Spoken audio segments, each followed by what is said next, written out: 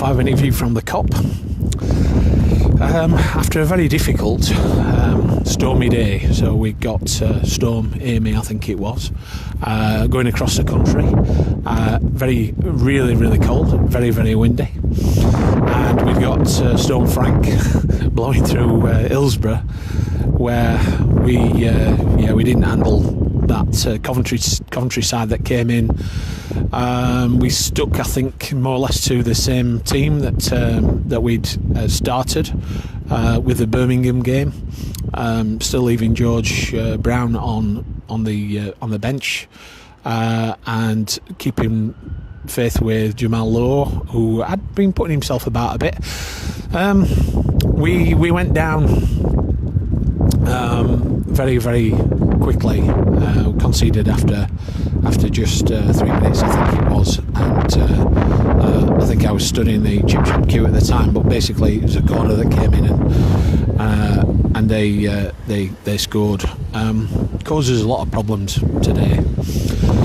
They've got three big lads, very big, powerful, very strong, very quick, and they seem to cause us problems. They just seem like they got lots of space. When they got the ball, they seem to have lots of space and lots of options to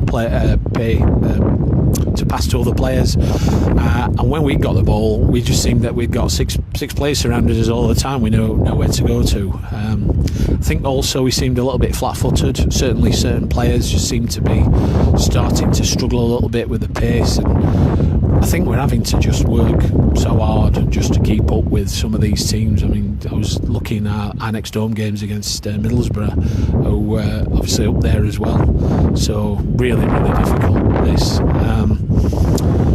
And, bright spots. Overth made a couple of absolutely world-class saves. And I'd be interested to see some of his saves back. Bannon ran his legs into the ground, and so did Ingleson. I thought Lowe still caused quite a lot of problems, and it was no surprise that actually when Brown came on that they decided to switch things. So Iorfa came off, Brown came on, and Charlie McNeil, who had done so well, like at the beginning of the season, I thought he was doing well, so it's nice to see him back in again. Just a bit about the third goal. So the third goal was not just a mile offside, but I think there were 3 players offside. So just absolutely ridiculous how that came to pass, that one was allowed. And I think in the grand scheme of things, I mean, towards the end of the game, I think they'd just given up, but we were just going at them corner after corner after corner, and we deserve something. I'm not saying something out of the game like a point or something, but I think if we'd have 3 or 4-1, I think on XG it was about 4-1, that would have been fair, really. I mean, they did dominate that game, but we battled.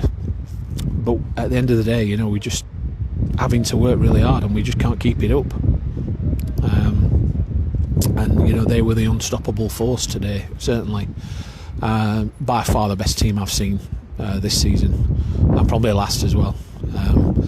Very good team. We'd be interested to see what they do against a few other sides, but they're obviously going places. Very difficult to see where we're going, and with the issue with not paying players, there's also there's been talk about player strikes, but there's a potential that for everything that we're trying to do, for the points that we're picking up occasionally, we could end up being docked a lot of points for not paying these players, it's just horrendous, really. When you think that all the battling that they've been doing, and they come to that. One final word about the protests. So 10 minutes came in, and a few people went on the pitch. It was showing from the T1 from the north stand, but from the point of view of the rest of the ground, they didn't really. There was a lot of applause for the people that did decide to go on, and the away Coventry fans were also